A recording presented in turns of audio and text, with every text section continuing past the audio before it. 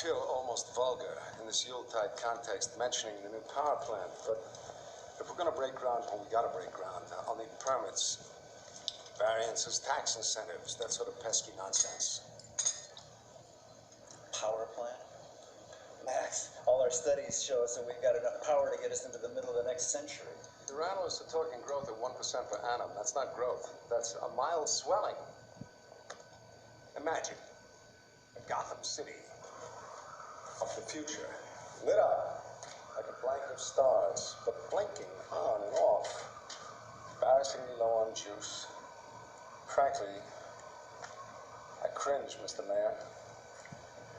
Sorry, any plans you've got will have to go to the usual committees, through the usual channels. I have a suggestion.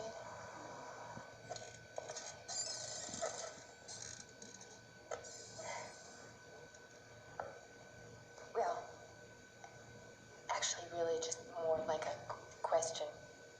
I'm afraid we haven't properly housebroken Miss Kyle. In the plus column, though, she makes a hell of a cup of coffee.